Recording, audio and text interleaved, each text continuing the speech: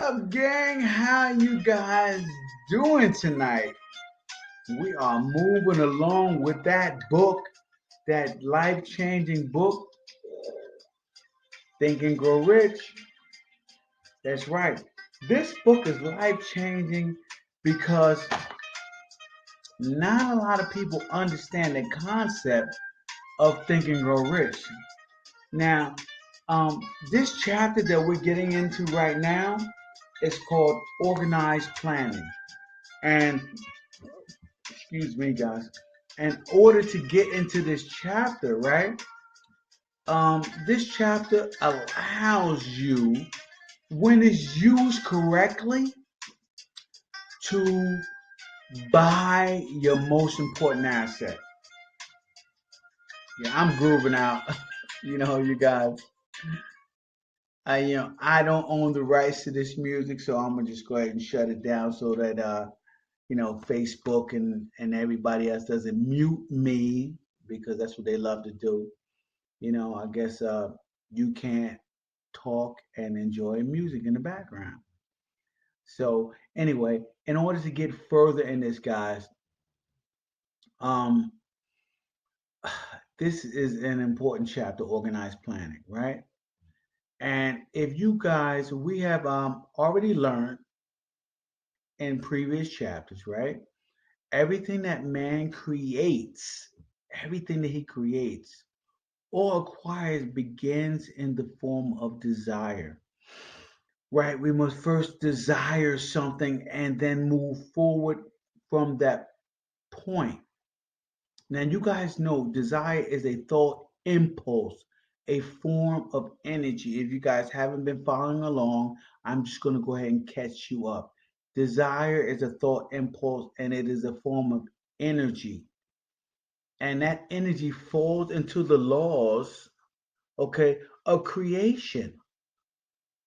That's right. The same laws that created the universe are the same laws that, when used in the form of desire, help you to accumulate whatever you desire, whether it's wealth, whether it's relationships, whether it's a home, a car, whatever it is. The laws of the universe are working on your behalf if you use these laws correctly, guys, if you use them correctly. Most people don't use them correctly, so they don't get what they want. That's just what it is, okay, guys? So now, this thought impulse that you have is then taken along this conveyor belt of a manifestation, as I like to call it, to the point of your imagination. Your imagination then gets a hold of that workshop of imagination where things began to boil over and chemical reactions create, right? Plans for the transition of your desire into its physical equivalent. That is what your imagination does. Whether synthetic or whether it's creative, they begin to work toward manifesting your desires, guys. Move a little closer, get into it. Let's get into this, right? Now, if you guys were following along, um, you were instructed in the chapter on desire, which was, I don't know, what, 3, 4 chapters ago that I was talking about, guys, um, to take 6 definite practical steps to turn your desire into its monetary equivalent. Have you guys been working on that? Have you guys had that list? Have you wrote out your definite chief aim in life? Have you done it? These things are key towards success. Guys, you got to do the steps. In order to do the steps, these steps were, I didn't create these steps, right? These steps were evaluated and looked over, and they were the steps of people who have created great wealth in their life. And so, who am I to scrutinize or judge people who have achieved great steps in life, great accomplishments in life, tremendous amount of wealth in life. If these are things that you want for yourself, then guys, you got to take the steps. Take the steps. Once you get into them and you start moving forward, it's not as hard as you think. It becomes a habit. So you just got to turn these steps into habits. Once you turn these steps into habits, especially especially those 6 steps, right? Once you create those into habits, it is your lifestyle. It is what you do each and every day as you wake up and before you go to bed at night. You will develop the life that you want to have through your habits. Your habits create your life. Now, in step 4 of those habits, it requires you to create definite plans for carrying out your desire to develop it into its monetary equivalent. Now, in chapter 7, as I go over, it will tell you how to build the plans which will be practical for you. Okay. But right now, this is chapter 7, by the way, guys. If you guys haven't known it already, organized planning is chapter 7 of Napoleon Hill's book, Think and Grow Rich.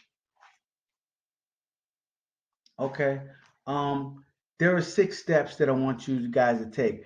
And in order for you to go through those steps, I'm going to go through the whiteboard, right? And these steps are major attributes, major attributes. I'm gonna make sure I line these guys up perfectly so you can totally and completely hit it out the box, right? Now, those are major attributes of leadership, but we want to get into something else, guys. All right.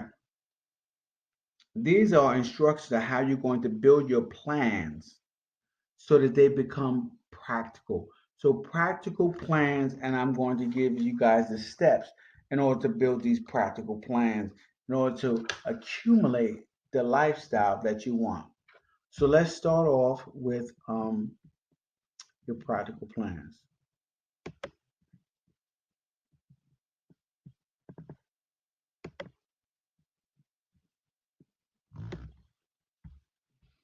I love lists. You guys know I love lists. So, let's go ahead and we're going to go through these lists and we're going to call this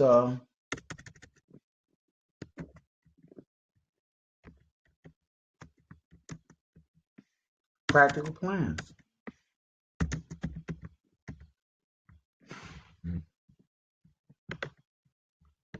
All right, obviously we're going to shrink this so that it can fit on the page. There we go, guys.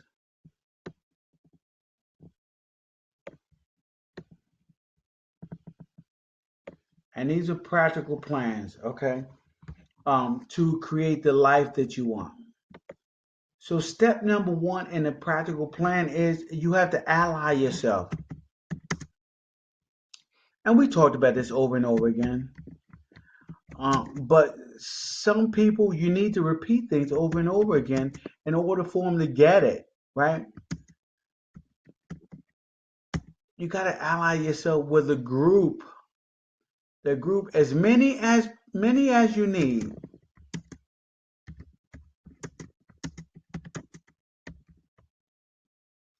And I will call this group, as I talked about before,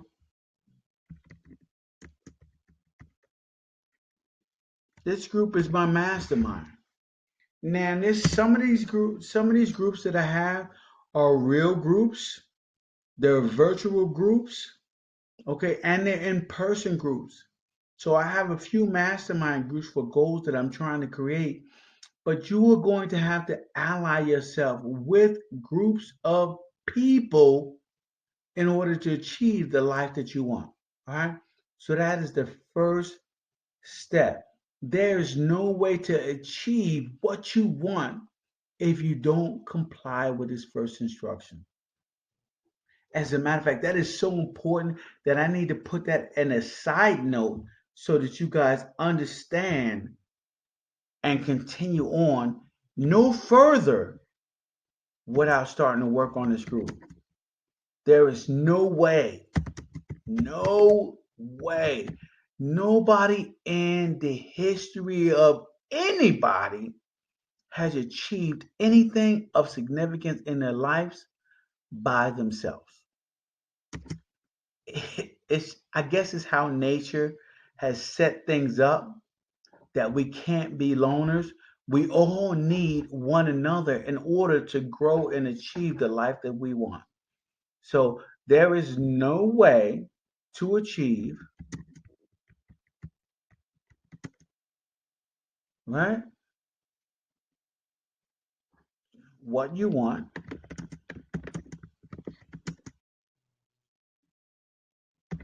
if you don't comply.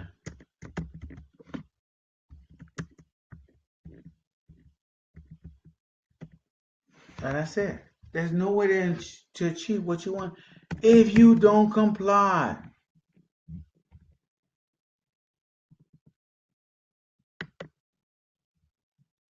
The next step, guys, the next step is before performing your mastermind.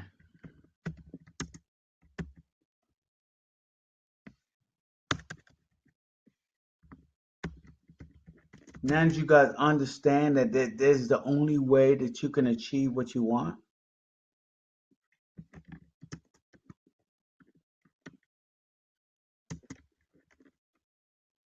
So before forming your mastermind alliance, decide what advantages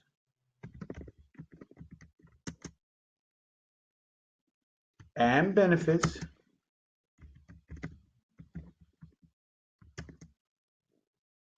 you may offer.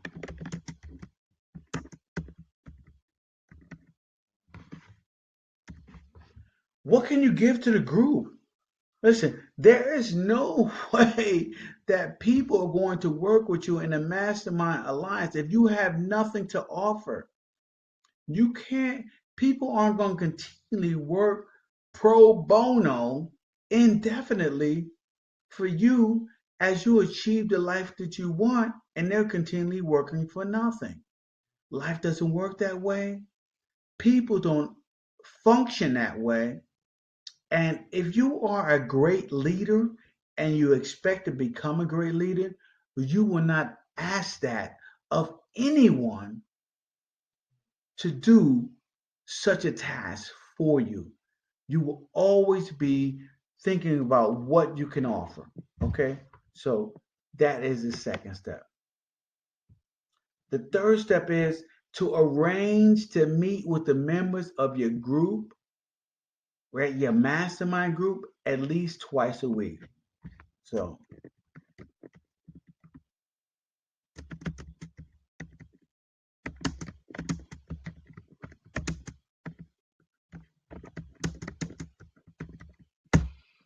now, not in this book, but I talked about a previous book when I talked about synergy, right? Synergy is so important when it comes to mastermind groups and achieving the life that you want.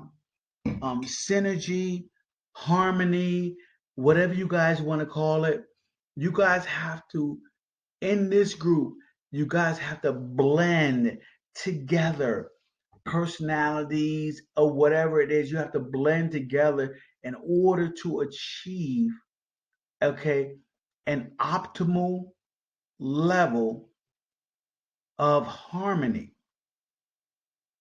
If you don't work on this, if you guys don't have this, then I, my suggestion to you is to break up the group and to find people who you are in constant harmony with. You cannot be constantly butting heads in a mastermind group and expect to achieve the goals that you desire. Okay, you guys get that? You guys understand that? Synergy and harmony are the key. I'm going to actually write this.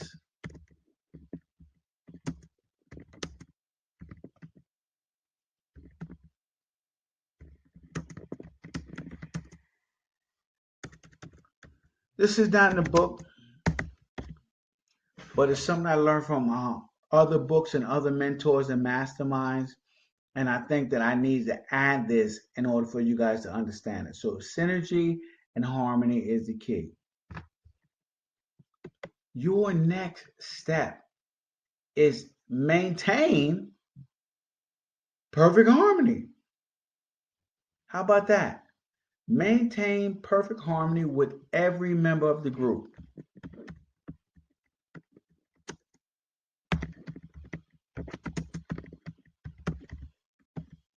So maintain perfect harmony with every member of the group. And we got into this deep already about synergy and harmony. Is that when you are in harmony with every member of the group, ideas start to flow and you start to grow and prosper with the group because now you guys are not going against each other, but you guys are all moving in one fluent direction, like the flow of the ocean, right? You're not trying to swim against the current. The last thing, actually, was that the last thing? That was the last thing. But two things that I like to add to this, and I want you guys to keep in mind, is this undertaking. I'll write this in a note, maybe. See if we can do this. Okay. All right. This undertaking is of major importance, obviously, guys. Right?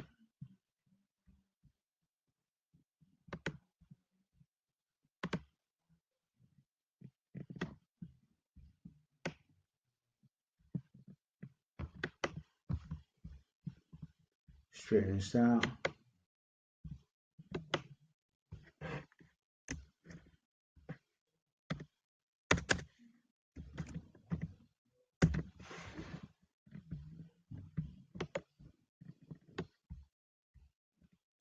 And the importance of this is extremely vital to the existence of what you want to achieve in life.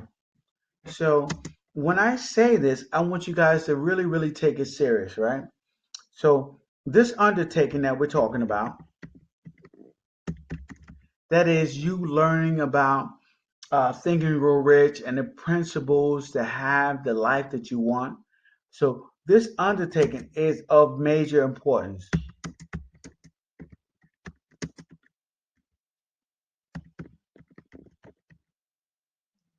All right? It's of a major importance to you and your life. This is your life we're talking about, guys. So if this is a major importance to you, to ensure your success, your plans must be faultless, right? Your plans.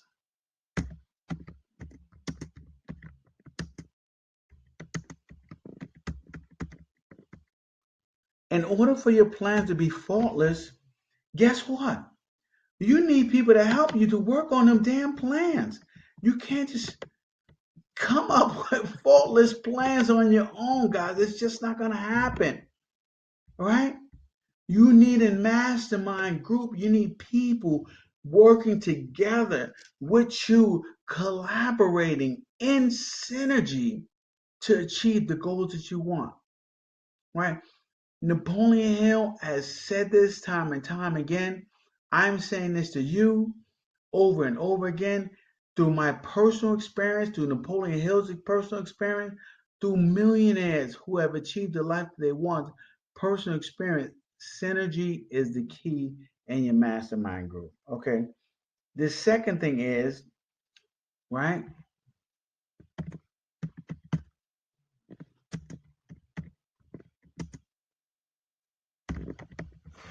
I'm going to shrink this, right?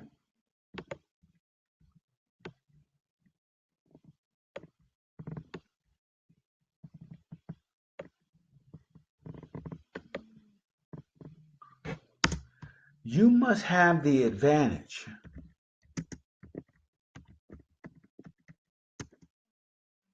of experience,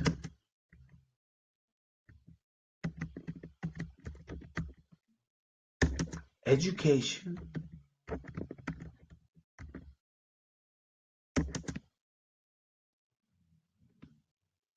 native ability, and imagination of other minds. That's right, not your own. So many people try this loner nonsense. It is not going to work, guys. No one on the history of anyone has achieved great significant success on their own. We all operate as a group. It's probably one of the laws of nature that I haven't told you guys about. And this law means that in order to achieve what you want in life, you have to operate within the laws of nature. And one of the laws of nature is to act within a group. We have to do it together. Each one has to help another in order to achieve what we want in life. So understand that, guys. Those are the two key points that I wanted to make from that, right? So understand, like I said before, no one has sufficient experience, education, or native ability. Nobody.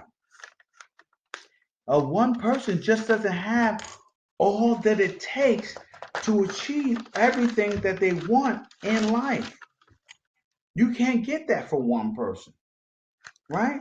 Just think one person has all the knowledge. You know, that sounds absolutely ridiculous.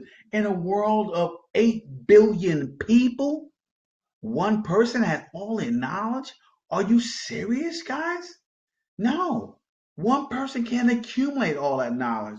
And for one person to try to do that will be a total complete waste of time, effort, and energy when you can get more working as a group, guys. Working as a group is where you can achieve the life that you want. So even the most intelligent man in the universe cannot succeed in the accumulation of money, wealth, okay, or any other undertaking for that matter. I mean, currently, like the cure of the COVID-19 virus, maybe, okay, without plans and practical, workable ideas from himself and other people, right? Everybody needs plans. You got to map this out, guys. You got to map out the plans to figure out, okay, how to have the life that you want. And we are talking about this chapter on organized planning. If we're talking about a chapter on organized planning, then how powerful, how impactful do you guys think it would be, okay, to achieve the life that you want? You need a plan. Come on, guys. You know you need a plan. I was building up to this the entire time. We cannot achieve what we want to achieve without a clear plan, a roadmap to get us where we need to go. You need a roadmap, guys. Come on, man. This chapter is the longest chapter in the book because of the fact that you are not going to achieve think and go rich without a plan to think and grow rich. Come on. Jeez, God. Woo. I get so excited about this. I get so intense about this because this book is a life changer. This book, Think and Grow Rich, has made billionaires all over the continents, right? With his concepts. And you guys, I need you to definitely stick to and follow all of these concepts so that you can have the life that you want, guys. You I want you to have the life that you want. I want you guys to create wealth, right? I want you guys to have the job that you want. I want you guys to have the relationships that you want. And in order to do that, it takes rules, it takes laws. Follow the laws and you will have the life. That's what it is, guys. So also I want you guys to know, right, that many people give up and quit in life. Matter of fact, most people quit after the second try. I've watched many people, and I'm a paid professional observer for 28 years in law enforcement. I am a paid professional observer to watch people. And in watching people, what I saw was probably after the second, most people don't even make it to the third try. They quit. They give up on life. They give up on what they wanted to achieve, and they start moving toward the path of least resistance. I'm hoping you guys don't start moving toward that path of least resistance because I'm trying to give you guys the most education that you can use, the most up to date current concepts that will get you the life that you want. And all you got to do is follow along. You guys don't even have to read the book. Are you kidding me? What? The information I'm giving you, and you don't have to read the book? All you have to do is log on, listen to me, and understand the chapter and the concept of the chapter, and you can move ahead at a rapid pace. Time collapse. Time collapse and get ahead of hundreds of millions of thousands of people by just listening to concepts that I'm talking about here today and right now. And organized planning is definitely one of those, right? So understand, guys, it only means now temporary defeat, as I was getting to before I went on my rant.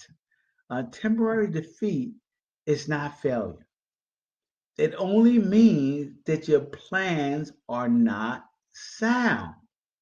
So, what do you need to do if your plans aren't sound, guys? Build other plans. Build other plans. Start over. Do what it takes. Start over and over and over and over again, no matter how many times it takes you to succeed. Fight. Fight for your right to achieve the life that you want. The life that you want is waiting for you, guys. But you got to have plans to achieve the goals that you want.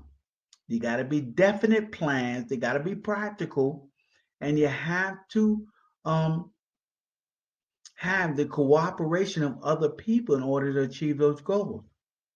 These are things that add up together and accumulate. And that is why I'm going through each and every chapter to allow you guys, okay, the ability to absorb these concepts and then move forward to have the life that you want.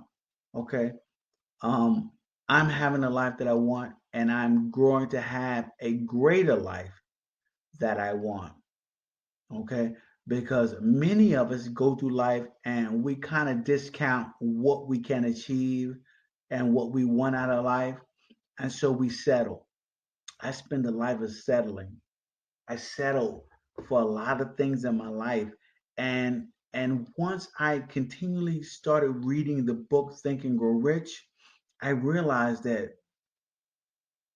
settling is my lack of planning. And organized planning has allowed me to start achieving a whole lot greater things in life than what I achieved before.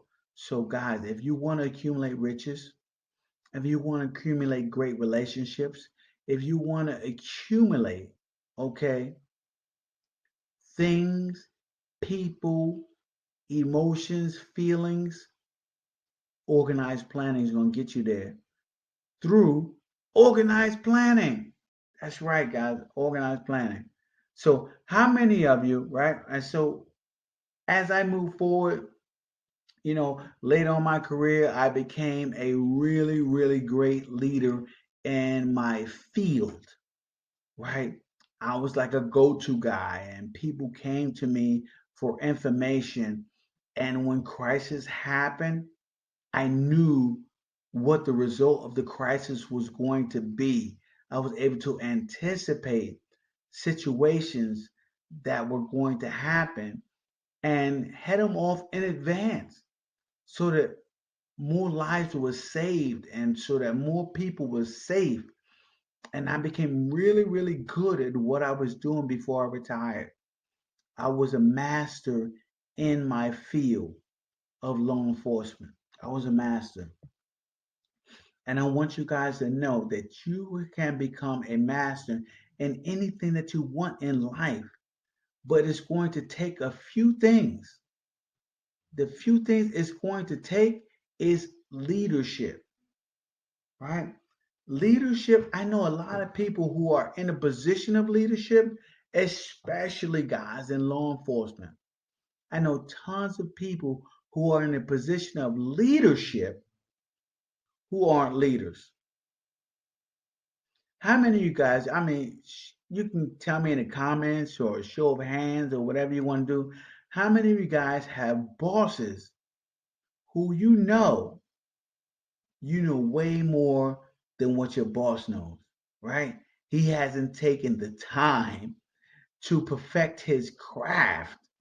And because of him being able to take a test very well, now he's in a position higher than you when you know for a fact you know more than him. Show me show of hands. I spent a lot of my career working for tons of people who did not know as much as I knew, but they took a civil service exam and they excelled in that, and it caused them to be in a higher position than me.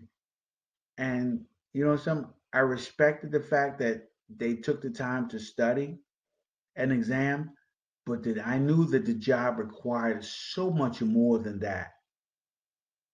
And so I continued to dive deep into my craft and to develop the skills that it takes so that when I became a leader in a position that they were currently in, I would excel and I would be far more respected by my peers and subordinates because of the fact of the time that I've taken to perfect my craft.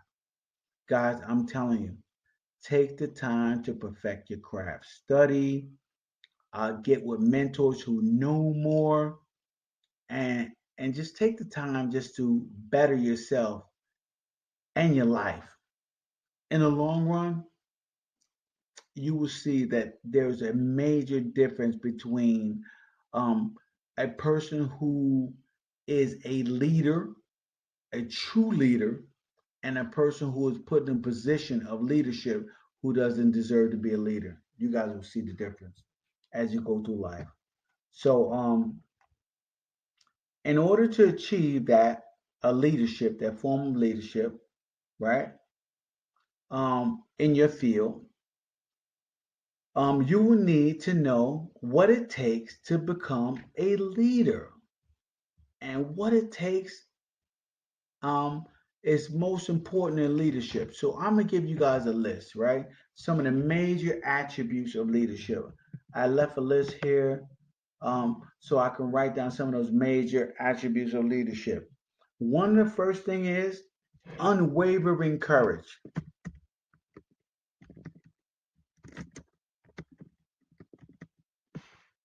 Unwavering courage is so important in leadership. People look to you. Your followers will look to you in a time of crisis. And in those times of crisis, they're going to watch and see whether you have courage or whether you're in panic. They want to know whether you have an unwavering courage as a leader. Woo! You need unwavering courage as a leader. The next thing you need as a leader, you need a keen sense of justice.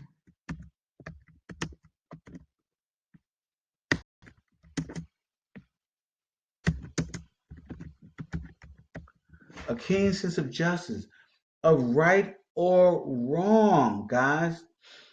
Without a sense of fairness or justice, no leader can command or retain the respect of his followers. Guys, if you're not a fair leader, then your followers, they may follow you out of other reasons, but they don't respect you as a leader. Okay, you want to have a keen sense of justice as a leader. The, that's actually the third one. So I'm gonna correct this.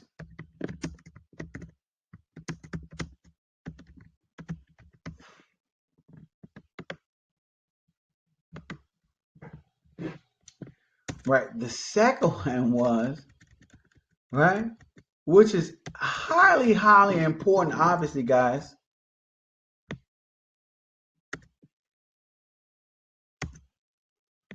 it was self-control.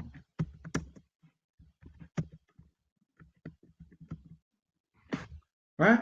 How many people you know don't have self-control? Man, the man who cannot control himself cannot control others. Period. It is a fact. The man who cannot control himself cannot control others, nor should he be allowed to control others if you can't control yourself. Okay? The next thing is definiteness of decision.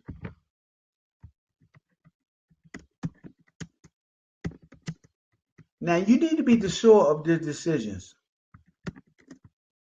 You know, I used to have a thing when a crisis occurred in my area in law enforcement.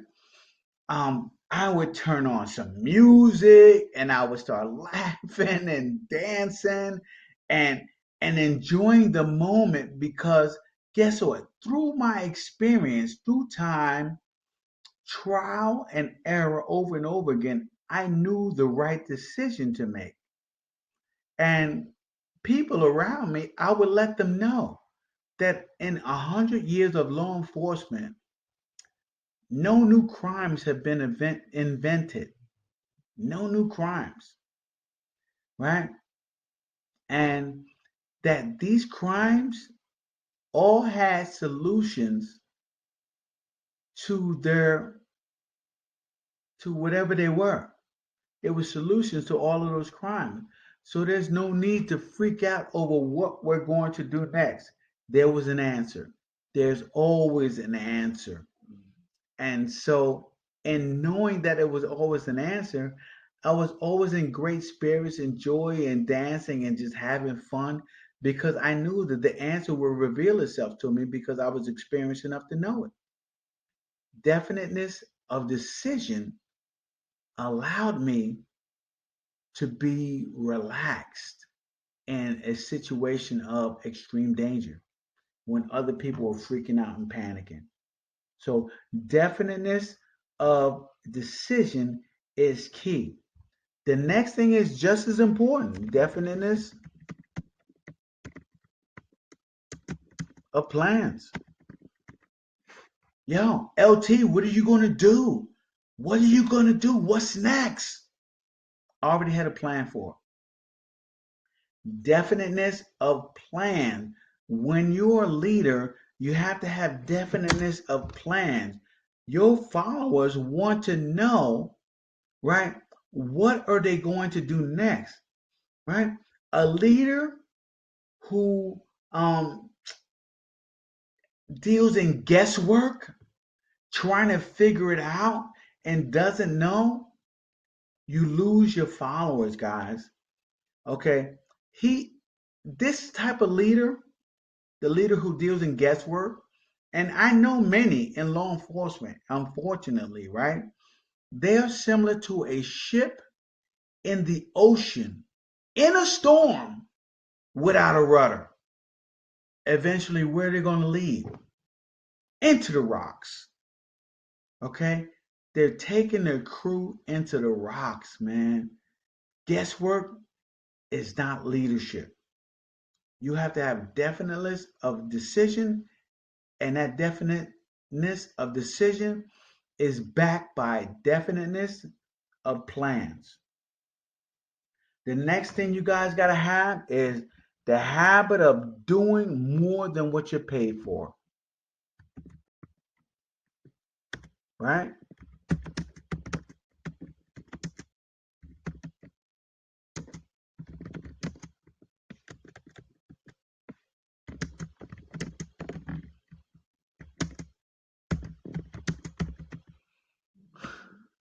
Now, for me, that was when the clock stopped, are you going to continue to do the work, right? When you are no longer getting paid to do the work in law enforcement, are you going to continue? When they tell you, hey, listen, we can't pay you no more overtime, we can't pay you no more, what are you going to do? Are you that guy that continues? Me, I was the guy that continued no matter what. You don't have to pay me. Me completing this task is far more important than the amount of money you can pay me, because at the end of the day, I wanted to know that my troops were okay, that everyone was okay, that everyone was safe. These are key components of leadership, guys. The habit of doing more than what you're paid for is you going that extra mile. Are you willing to go the extra mile in order to achieve the goal that you want, huh? The extra mile, right? So definite the habit of going, doing more than what you paid for. Um, the next one, I guess, is important, guys. I've never really had a problem with it, but I've watched many people who have a problem with it when they're in leadership. They just are horrible fucking leaders. A pleasing personality. What does it take, guys, to be pleasant to another individual, especially people who are following you, subordinates, people who are behind you and backing you in your quest to do more, to be more, to have the life that you want? A pleasing personality, I think, is extremely important, guys. Okay, and actually, believe it or not, it is hard to respect a leader who doesn't have a pleasing personality. And I've worked for many people who have a very horrible personality when it comes to leadership. The next thing is, guys, sympathy and understanding.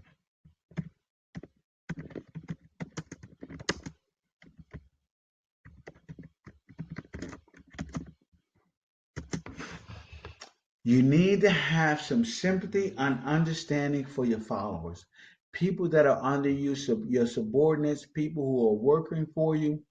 You have to understand at their level. Now, a lot of times people don't understand at their level because they come into positions of management or positions of power, straight from other realms, and they didn't come up through the ranks. So they don't understand some of the work that has been done by individuals under them. But what I'm telling you is that you need to get a firm understanding of the work that is being done by your subordinates so that you can have sympathy and understanding for them, because a successful leader, okay, understands his followers and their problems. Okay, so let's move forward to the next one. Mastery of detail. Now, mastery of anything, I'm a fan of,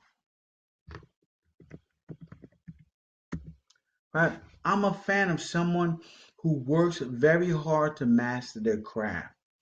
But what I'm more a fan of is is successful leadership calls for the mastery of the small things that everybody else discounts.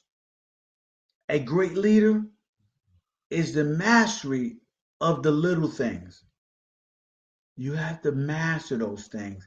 And your troops will understand when you're mastering those things is that this guy understands even the smallest of details when it comes to issues and problems with the company or with the goal or whatever you guys are trying to achieve.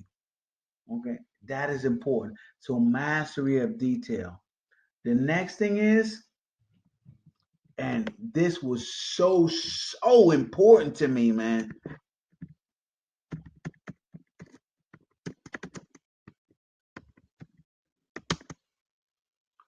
Full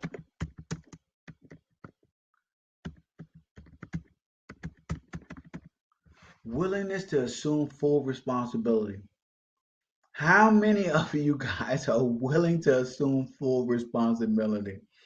Um, I had a situation, with me where one of my officers and okay, I'm like 3 or 4 levels rank above this officer, but they did something under my watch.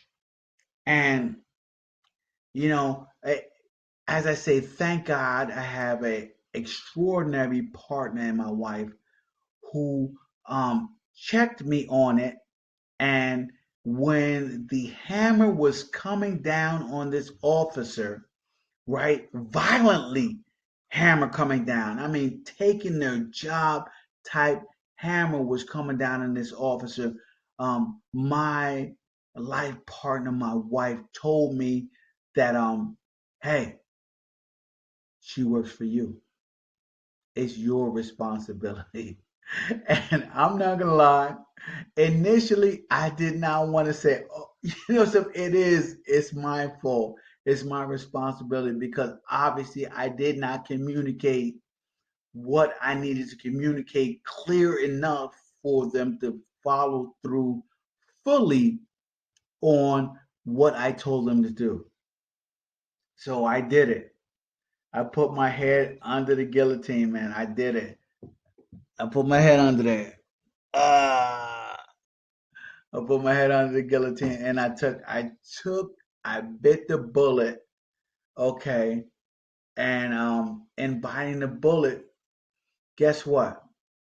Um, it's not like the officer really cared that I bit the bullet for him. It was the fact that I felt that it was my responsibility, okay, to take full responsibility for everything that happens under my watch. And from that point on, it kind of changed the game of how I supervised and managed my subordinates, my troops, everybody. And it was important, okay? Taking full responsibility and being willing to take full responsibility at all costs changed how I did business, okay? So, the last thing is, and this comes with the willingness to take full responsibility, believe it or not, guys, is cooperation. Um, the successful leader must understand and apply the principles of cooperative effort and to be able to induce his followers to do the same. Right? We all have to work together. And a leader who can induce cooperation can also get his followers, okay, to do the same, right? Because we're doing something in the spirit of the major goal, the common goal, what we're working for. And we're all in a spirit of cooperation to have a greater good, a better life for all of us, a better objective that we're trying to achieve. So this is key, guys. This is so important. These 11 concepts right here are major attributes if you guys want to be a leader in the future. Okay.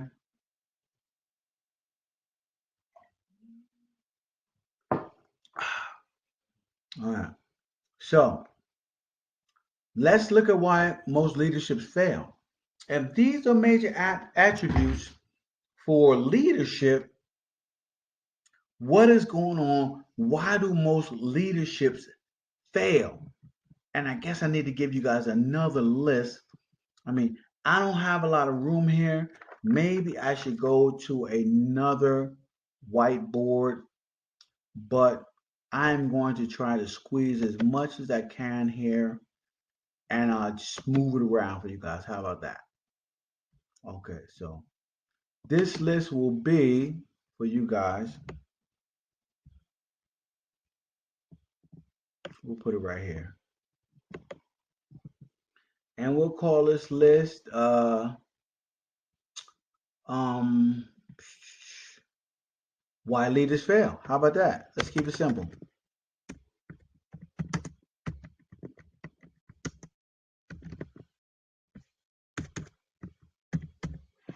So we'll call this as why leaders fail.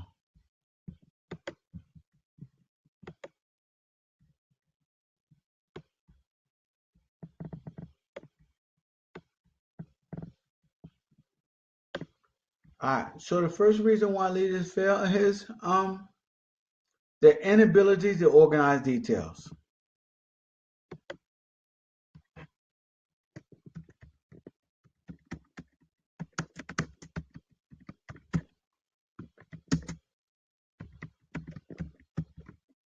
I mean, if you're a leader and you can't organize details, yeah, you're missing out on one of the major functions of leadership and having a following that understands what your next move is. You have to organize your details so that people can follow along.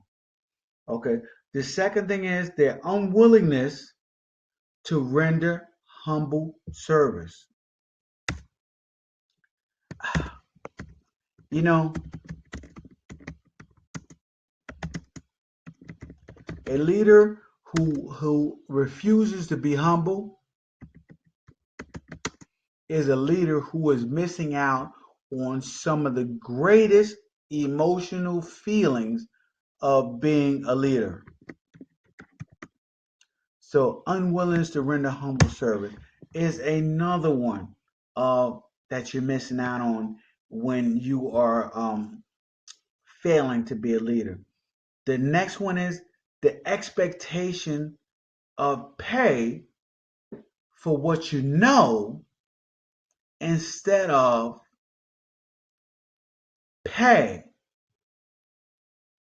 for what you do, right? With what you know. So how can I put that?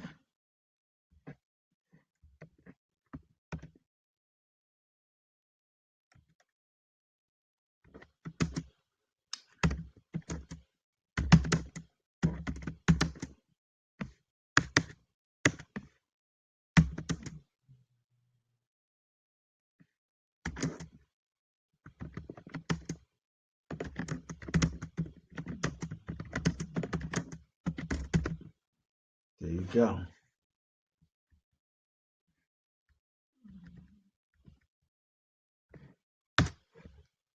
Expect pay for what you know as opposed to what you do with what you know.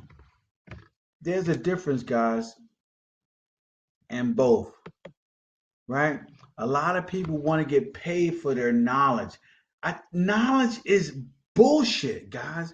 You guys know things, but if you don't do anything with it, it's just information just sitting here floating around with no use to it. You get paid for how you can apply. Applied knowledge is the key. Applied knowledge is what gets you the life that you want.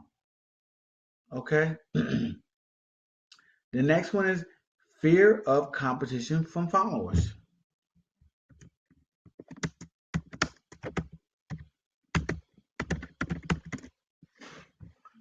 A lot of people are afraid of their subordinates. So because they're afraid of their subordinates, right? They cannot flourish. They cannot grow because they're always running around afraid of what is going to come next out of the woodwork, as I say. Who's coming out of the woodwork next? That was a term that we always used in law enforcement. Out of the woodworks, right? People who all of a sudden were in a position of power who we didn't feel that needed to be in a position of power. And that was came from weak leadership who thought those things. So fear of competition. Um, the next thing is lack of imagination.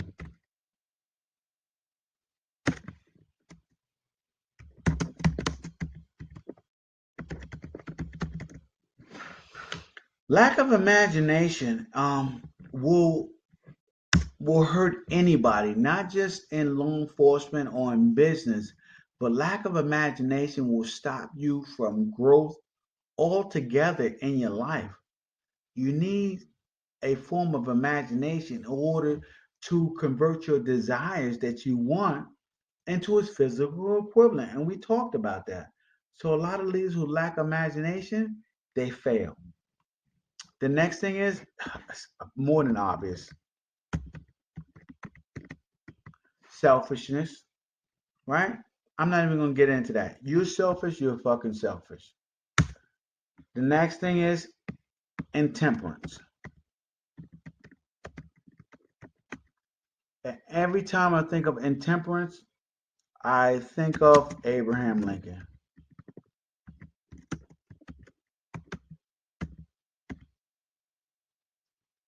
He was one to practice intemperance in order, and it was in his journal to daily work on his intemperance in order to achieve um, a better understanding of the person who he needed to be to achieve the goals that he wanted to achieve. So, intemperance is the key, guys.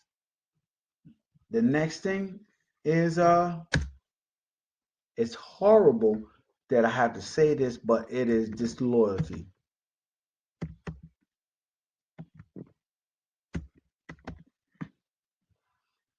A leader who is disloyalty to me is absolutely disgusting. And and I'm not going to go any further than that other than the fact that your followers feel the exact same way. Disloyalty is disgusting, guys. All right.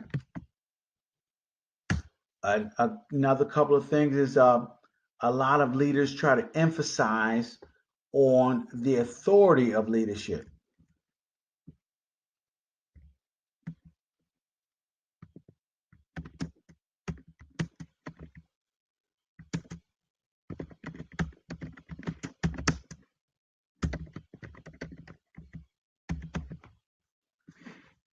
All right, the authority of leadership. I am a leader. Knock it off, guys. Okay. You have to lead by encouraging, not by fear. And so many people try to scare others into following them because they're in a position of power. And so they make people think that they will take their jobs and they'll destroy their livelihood. This is all disgusting. Okay. And the last thing is emphasis of title.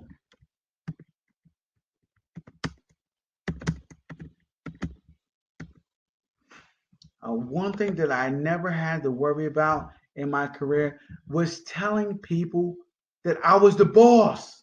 Are you kidding me? How the hell are you going to run around life telling everybody, oh, I'm the boss?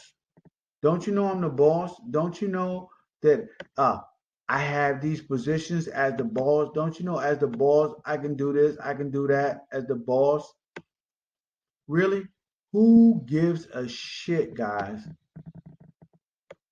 You are running around telling people all of these attributes that you have, when I think the most important attribute of a leader is demonstration. Showing people what they are capable, not what you're capable of, but showing people what they are capable of, because you were once in the position that they were in. And I think that when you do that, you gain so much more respect and admiration from your subordinates and your peers, that your leadership then begins to grow and strengthen, because of the fact that you show them that you came from humble beginnings and that you are currently moving ahead and achieving great things, because the common goal that you guys are all working on is what's truly driving it. So understand that, guys.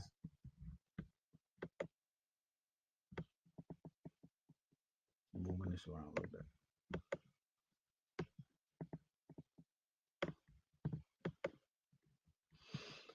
Okay, so so that was good.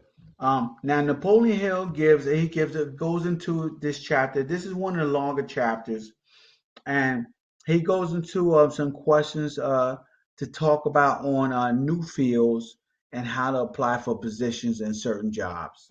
Guys, but I'm not going to get into that, even though that is part of the chapter. So he teaches you how, in this chapter, how to apply for a job, how to look for certain positions in a company uh, for a job. Me, I'm into talking to entrepreneurs and leaders. So I'm not really trying to tell you how to get a job. I'm trying to tell you how to live a life, okay, on your terms. And if you're going to live a life on your terms, a job can only be used temporarily as seed money to help you to excel to a different level that you want to excel in your life. Okay. And Napoleon Hill also goes on to talk about um, how the position portion of your desires, and he talks about the 7 steps of those desires and how to transform those desires.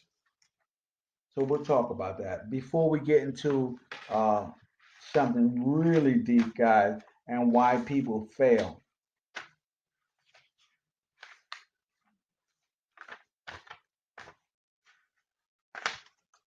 So um, we already talked about the 10 major causes of failure in leadership, right?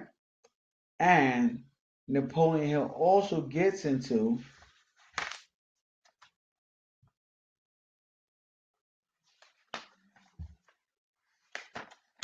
give me a minute, guys. I'm actually, believe it or not, I have something in my notes that I want to talk to you guys about, but I want to get into something that somebody told me was really, really important to them. And so I definitely want to hit it in this hour-long session so that you guys can get the most out of this that we can today. So, so he talks about how to get the exact position you desire, right? So, if you guys are applying for a job, how to get the exact position you desire. Obviously, guys, I'm gonna give you another list to go through to get the exact position you desire. And as I said before, I mostly talk to entrepreneurs and leaders, but some of you guys are just trying to get just a job for some seed money. You're trying to get started. You're breaking through this pandemic and you're trying to come out on top. So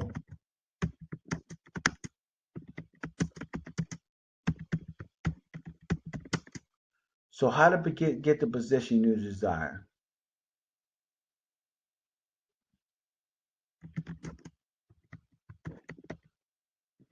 So I'm gonna give you 7 steps. 7 steps. We're gonna go through the 7 steps. Um, just like how when you transmute your desire into money. So the first thing you have to do is you have to decide exactly what job you want.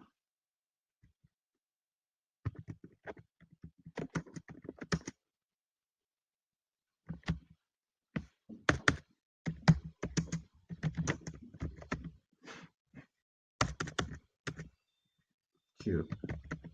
So decide exactly what job you want.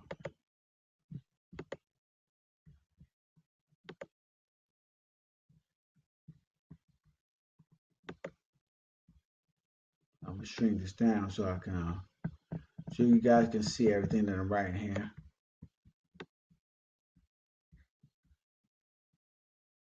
So decide exactly what job you want. The next thing is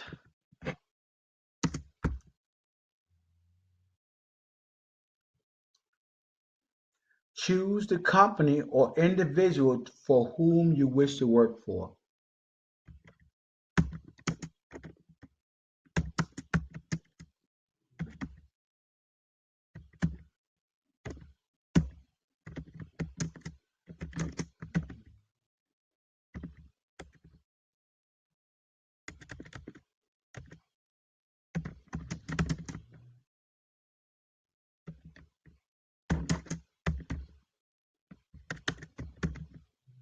So choose the company or individual you wish to work for.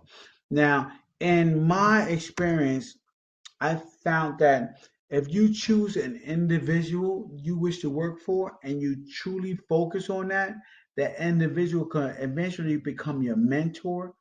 And as what happened to me in law enforcement, and you can grow exponentially within your business because of that one individual who you seek to emulate in your company and you wish to work for.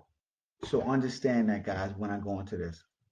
So the third step is study your prospective employer. A lot of people don't do this when they're applying for jobs. They just apply for a job based on money. And I'm telling you, that's the worst thing in the world to do. You have to eliminate money from the equation when you're applying for a job. And I know that it's very, very hard to do. It was very, very hard to me coming up to eliminate money from the equation. But you have to apply for a job based on, right, your employer. So you have to study your prospective employer.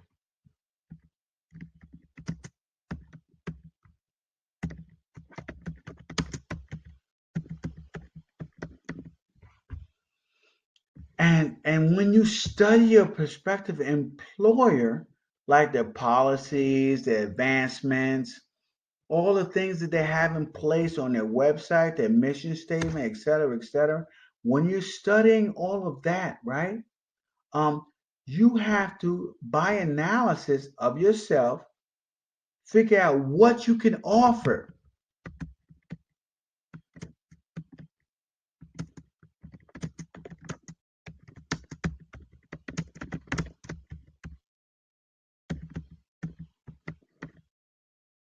What you can offer that employer based on your skills and your analysis of yourself, your current skills, what you have, your ideas, your philosophies, what you think that you can bring to the table for that company. Maybe you have a great innovative idea. Companies are always looking for people with new innovative ideas, fresh thoughts, fresh minds. You will never be lacking in a position if you find a company that you can give them extraordinary ideas. Understand that, guys. So after analysis of yourself, you can figure out what you can offer the company and you move forward with that, guys. and in order to achieve, okay, the position that you want. The next step, guys, is forget about a job. So forget about a job. That was 3, 4. This is 5. Okay.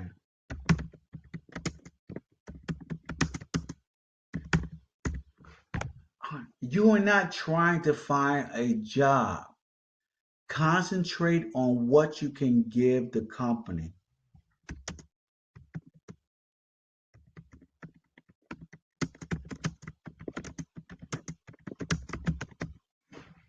Right? If you start thinking about what you can give all the time, as opposed to what can be given to you, you turn from a position of being needy. And I don't know whether you guys have had your experience with relationships or not, but people who are needy in relationships usually don't have the relationship that they want. They usually get rejected most of the time by the girl or the job or the position or people, because people don't like needy people. Okay, it makes them feel very, very uncomfortable. And the same thing goes with a job. So don't be needy in a job. Go to the job with what you can give.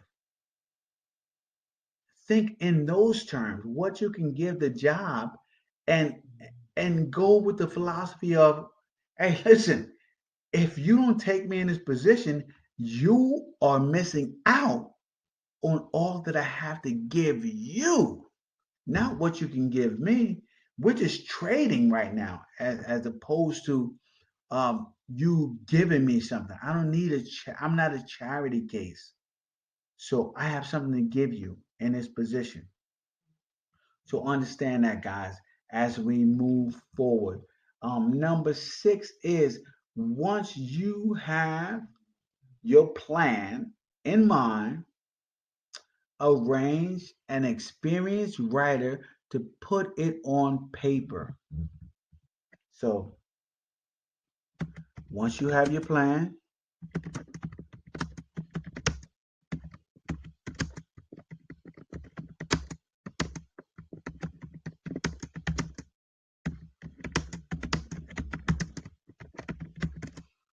I'm gonna say arrange.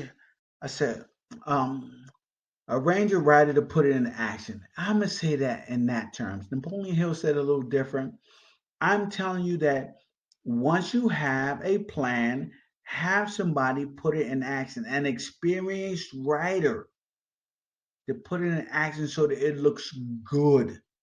So that it looks good.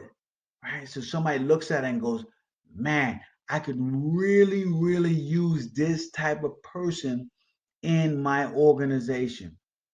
This guy is outstanding. So understand that.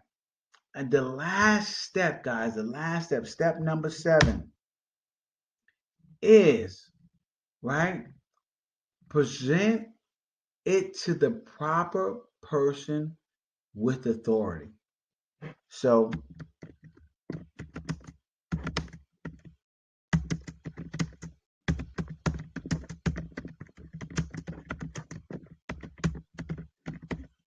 when I say present it to the proper person with authority, I mean, you have a particular person that you're working for. That person has people under him, okay, who he uses to buffer other people trying to get to him.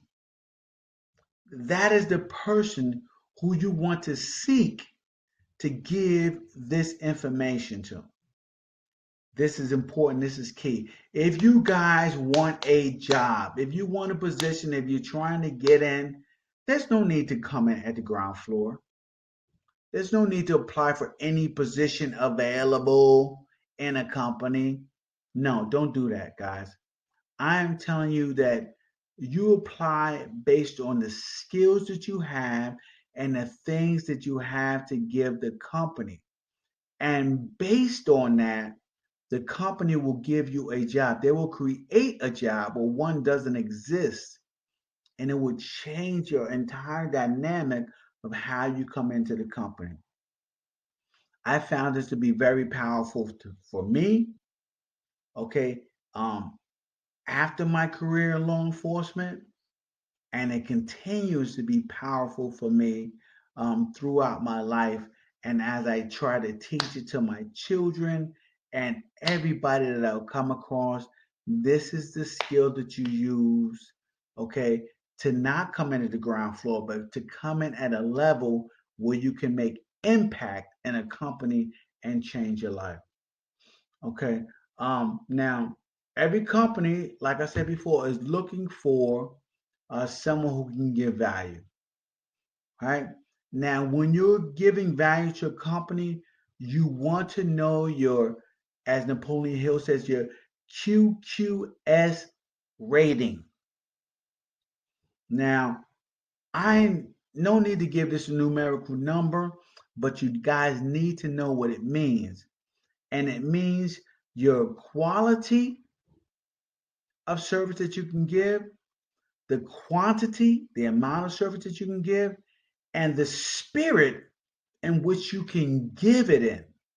And I think those things are key when it comes to making an impact on a company or the services that you render. Okay, so remember the QQS rating, guys. If you guys want to jump into the book and you want to read that, okay.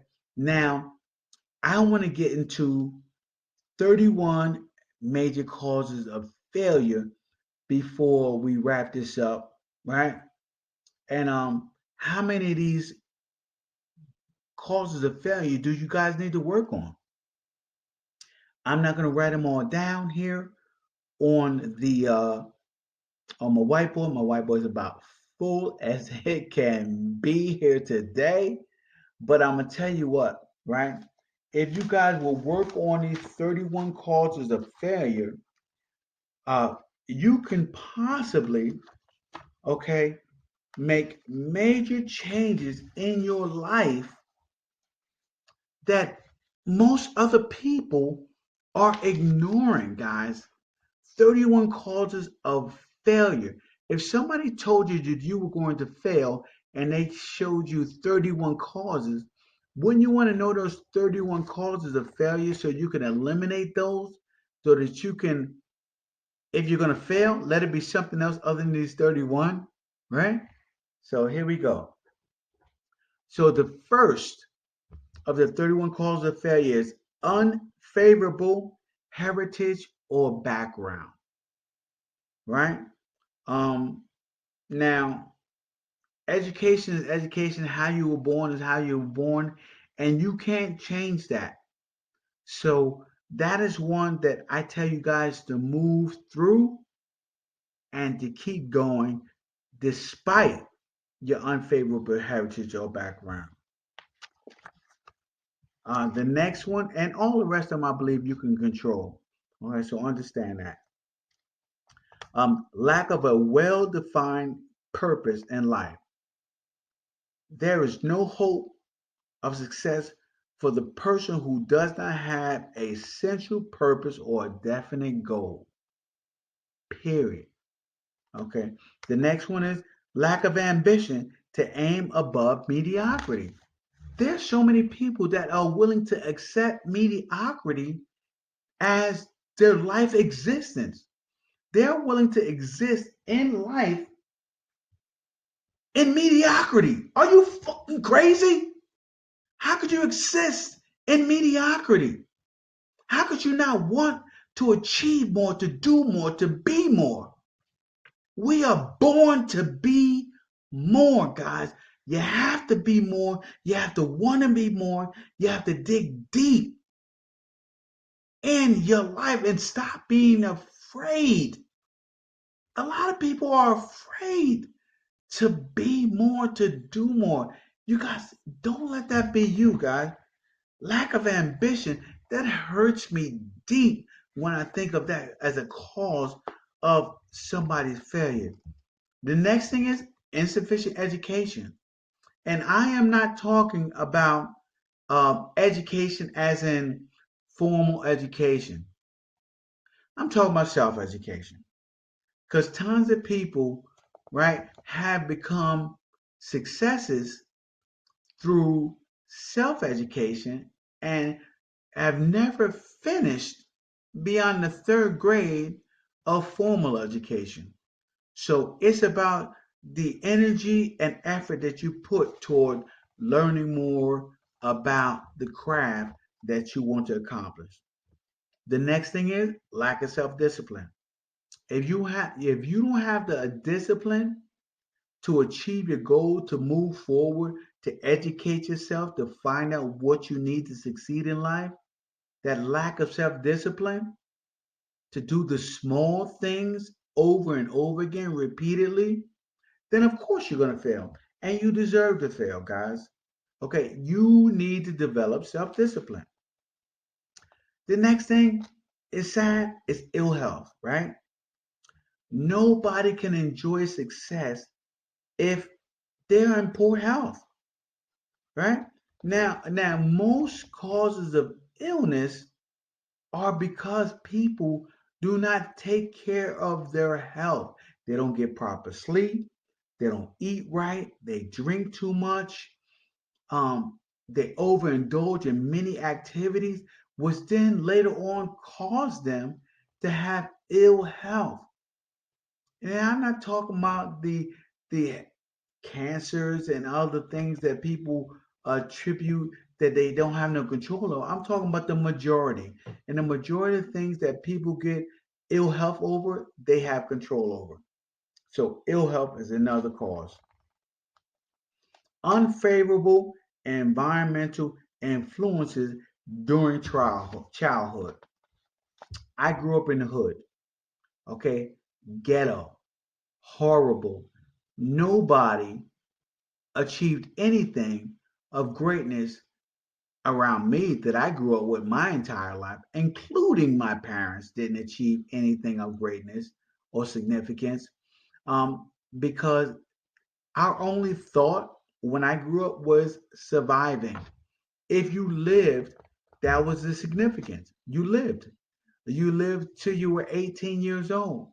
And so you survived. You lived till you were 21 and you survived.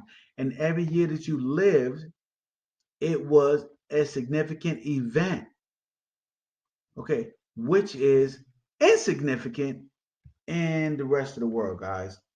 So, unfavorable environment can cause you to lose perspective on the world around you. So, I want you guys, if you're in an unfavorable environment, start reading books and work to change your mindset and to possibly get out of that environment. The next thing is procrastination. Um, the most common causes of failure is procrastination. People just don't get stuff done. They wait and wait and wait, okay, to get stuff done. Procrastination is a killer. The next thing is lack of persistence. You. You got to keep at it, man. Tons of people, including me, I was a great starter, right? But poor finisher. I'm a great finisher now. I finish shit over and over again. I get shit done. I'm a finisher.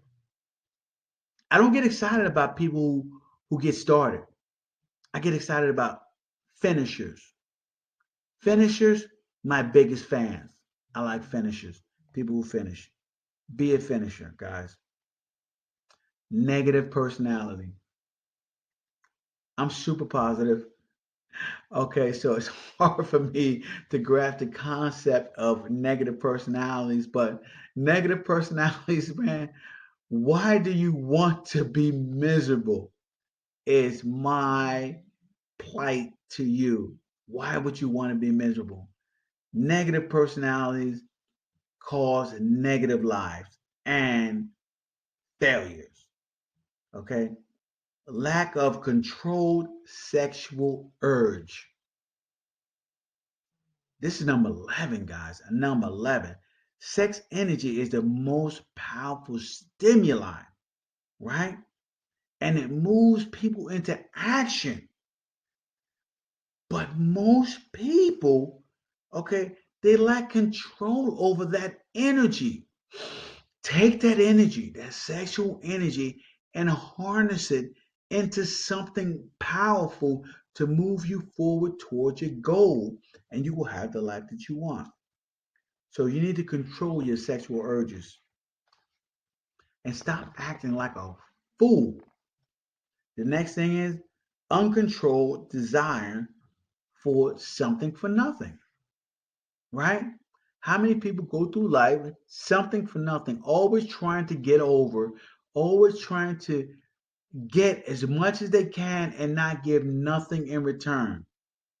Believe me, guys, it takes away from you mentally.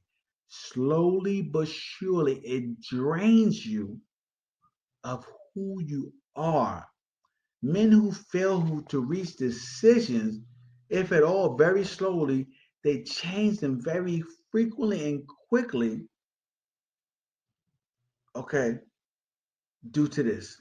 But the next one is lack of a well defined power of decision. You can't decide what you want, how you want to do it, where you want to do it, where you want to go.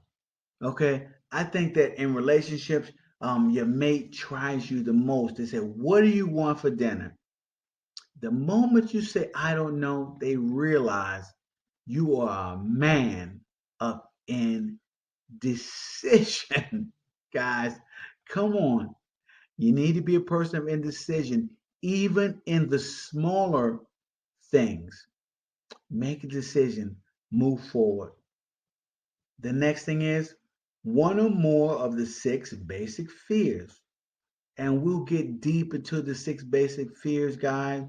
But these fears have been analyzed for you in the last chapter. And I'm telling you to master the six basic fears and make sure that they are not driving you in a direction of your life that you don't want to go. The next one is the wrong selection of a mate in marriage.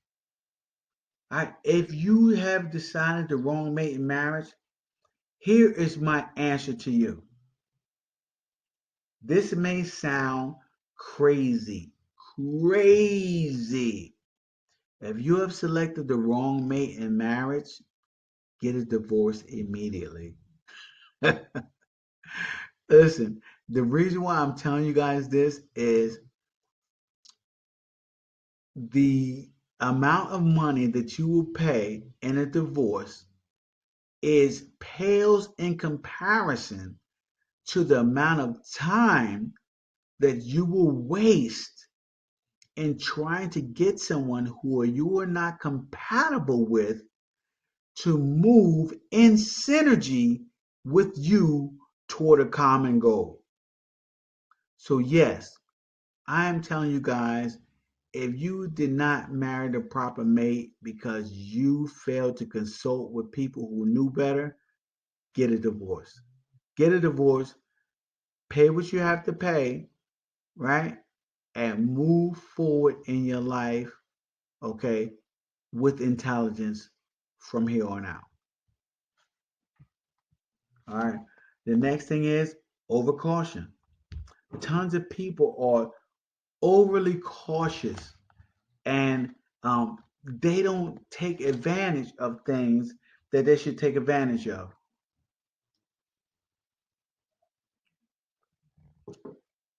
I know tons of people who lost out on opportunities to be mentored by people because the mentor told them that it would cost $5,000 or $3,000 or $1,000 a month to be mentored by this individual. And because they were cautious and they think that everything is a scam, they missed out on the ability to be mentored by someone who could have made them millions over and over again just from one concept, one idea. So overcaution is a killer. The wrong selection of associates in business, right? Wrong business partners. This guy chooses his brother. This guy chooses his best friend to be business associates, right? Because they laugh and joke and they got along when they were children. Guys, listen, you have to be better than that. You have to understand that these guys can still be your friends and they don't have to be your business partners, okay? So don't make the wrong association with business. The next thing is prejudice or superstition, right? Which is all a form of fear, by the way. It's also a sign of ignorance. So you're not going to succeed in life being ignorant. It's just what it is. You can be as prejudiced as you want, and you can have money and be prejudiced. But I'm telling you guys, in order to succeed in life, being superstitious or prejudiced is not going to get you uh, any further than where you're currently at. Okay. The next thing is the wrong selection of vocation. Some people choose jobs based on what their friends chose, right? Um, I got into a lot of jobs when I was younger because my friend said, "Hey, you should take this job. You should take that job," and I just took the job, not thinking of whether it best suited me or not. So I ended up maybe leaving the job or maybe getting fired from the job. Either way, and no matter how hard I worked, that job wasn't suited for me. So you guys have to make sure you choose the right occupation, and then you can throw yourself fully into that job wholeheartedly. The next thing is lack of concentration of effort, right? I spend a lot of time trying to be good at so many things to impress so many of the wrong people. Once I got a solid mentor and he shook the shit out of me and he told me, hey, listen, you got too much going on. What's his words to me? Too much going on, which meant he said, get rid of all those other activities and concentrate on this right here, which was law enforcement for me. And once I concentrated on that and perfected my craft, it changed the whole game for me. And a lot of things just fell off and really weren't, I found out weren't that important anymore. So lack of concentration, right? The next thing is the habit of indiscriminate spending. A spendthrift, right? Why are you spending all your money on nonsense?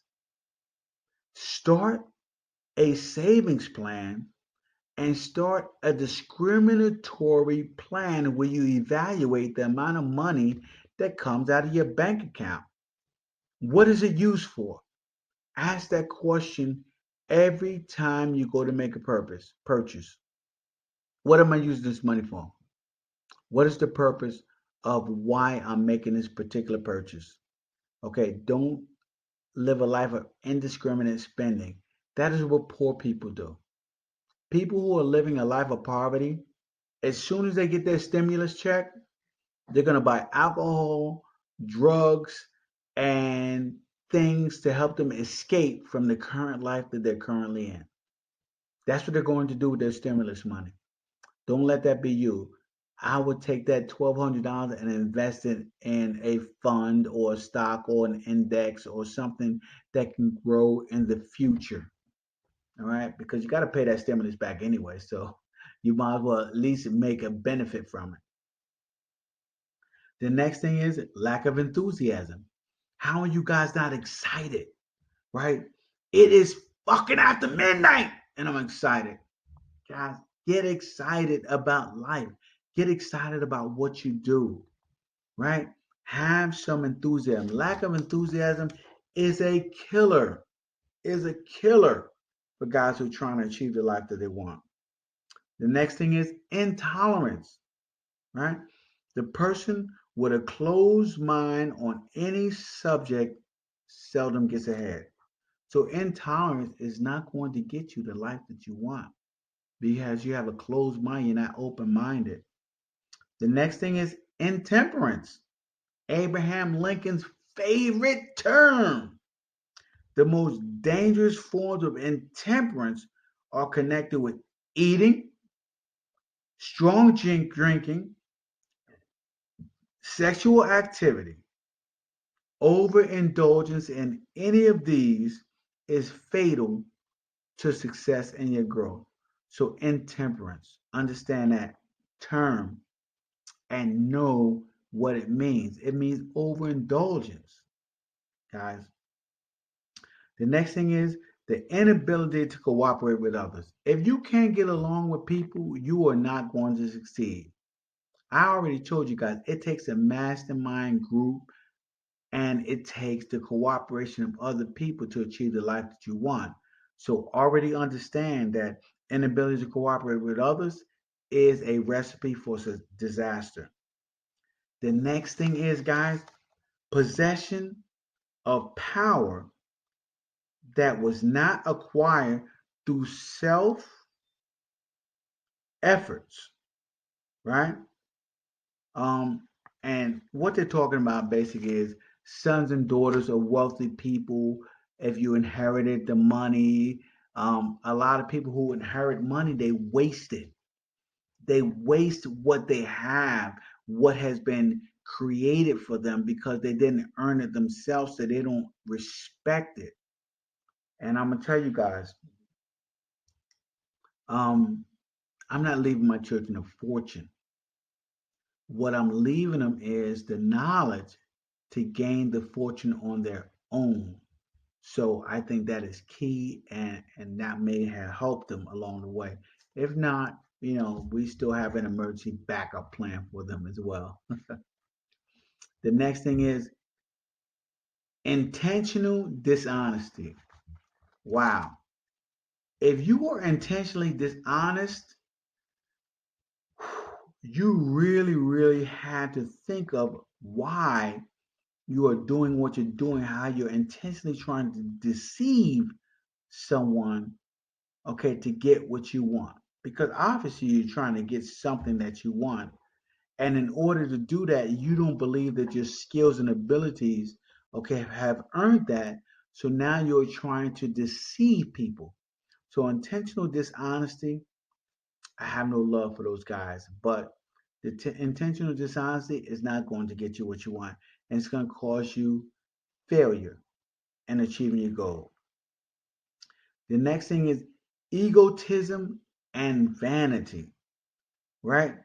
Obviously, these are guys that are red lights, and you want to keep away at all costs from anybody who is an egoist or they're living in vanity.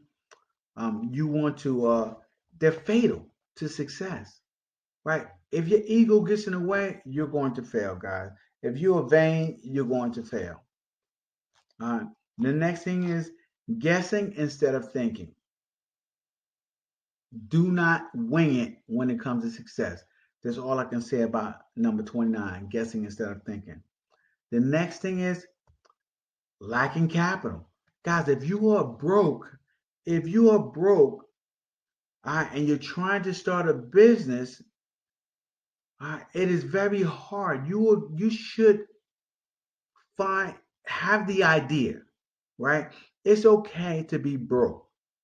I've been broke before in my life, right? It's okay to be broke. In the beginning, guys, in the beginning, what you need to do is find someone with capital if you plan on starting a business. You can't start a business with not enough capital. The business will collapse. You need to pay for advertising and employees and tons of other things when it comes to business. So lack of capital is a definite no-no when it comes to trying to succeed. You need capital to succeed. And it doesn't have to be your capital. It can be somebody else's, guys. So understand that. The last one, number 31, is understand this. Name any particular cause of failure for which you have suffered that has not been included in the foregoing list. And that's how 30, 31 ends. It says any other reason that you have failed that is not in this list of failures, and it is the cause of the failures, the 31 failures found in people's lives. Um, this chapter on organized planning hits a lot. And in finishing out with the 31 phase, I want you guys to do a self-analysis. Okay. I want you guys to take inventory of yourself because guess what? Without taking inventory of yourself, you will not know what you are lacking in life, what you need in life, what you need to achieve to move forward from where you currently are. And me, I do a weekly um review of how I've been doing this week, each week, and then I do a monthly overall review of of, of everything that I've done in the past 4 weeks of the month.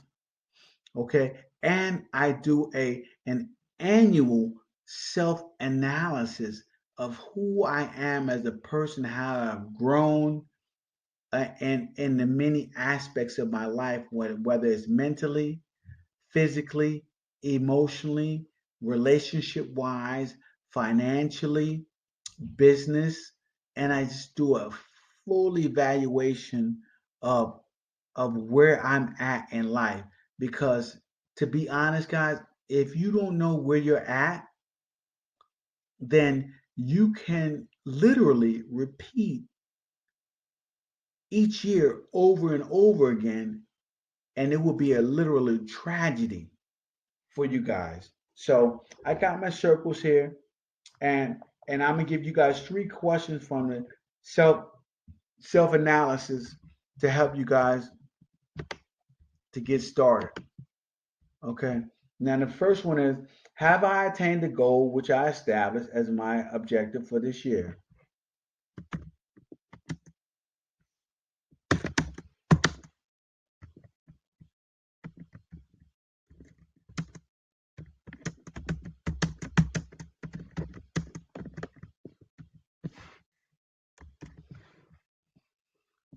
So you want to ask yourself this. I mean, this is important, guys, and I know for a lot of you guys, this may be painful, right? Have I attained my goal for this year? And I know right now it's May. Right now it's May 3rd. Now the calendar just clicked. It's 1 a.m. It's May 4th. And so we're asking ourselves how we attain our goal for this year. What did you attain your goal for last year? I would like to ask you that. And if you attain your goal for last year, are you on track to attain your goal that you have set for this year based on the goal that you didn't attain for yourself last year? So ask yourself those questions. Those questions are key, right? Another question I want to give to you guys, and I want you guys to add to this, and I'm only going to give you 3 today, is let's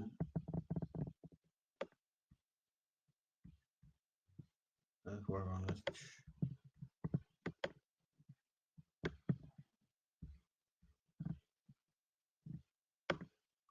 All right. Have I delivered the service of the best possible quality which I am capable, or could I have improved any part of this service?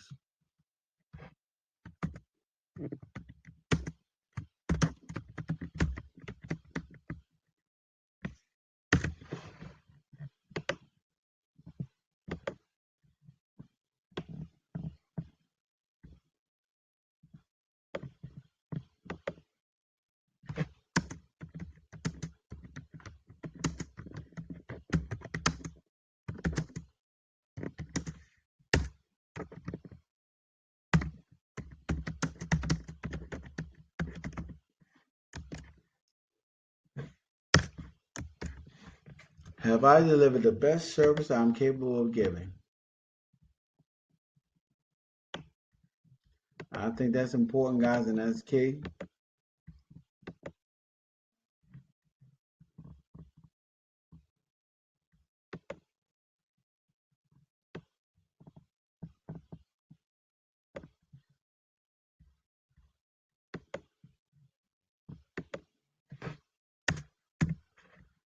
Have I delivered the best service I'm capable of giving? Okay, so and that is key, guys. And the last thing is, has the spirit of my conduct been harmonious and cooperative at all times? Now, I skipped over a couple of other ones and I wanted to hit this because I think that harmony is the key to achieving what we want out of life, right? Harmony.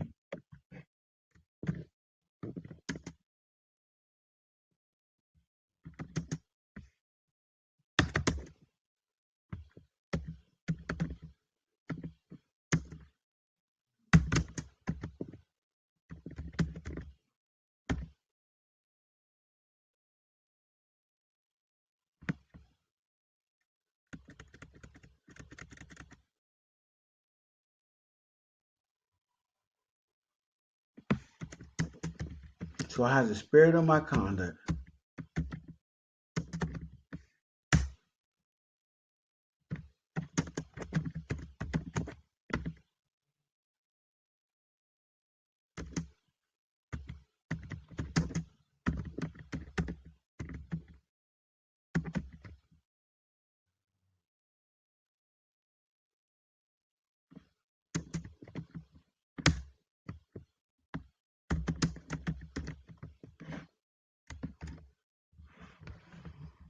So I have the spirit of my conduct and harmonious at all time. How about that? And this is something to really, really think about when we are trying to achieve the life that we want and we're trying to achieve the goal that we want. When we talk about harmony and our spirit of harmony and our conduct, and because, as I said before, guys, there are laws that are in place in nature and they require us to do things such as being harmonious with everything around us, everything that is surrounding us. And this questionnaire, it goes on to talk about the quality of service and have you permitted procrastination in your life and have you improved your personality and in what ways have you done that? It talks about have you been persistent in following your plans through completion? Okay. It talks about, I mean, it's several, it's 28 decisions, so I couldn't fit them all in. But it says, have you been unfair to anyone? And if so, in what way? Have you been intemperate in your habits? Have you overdone something? Have you expressed secretly any form of egotism?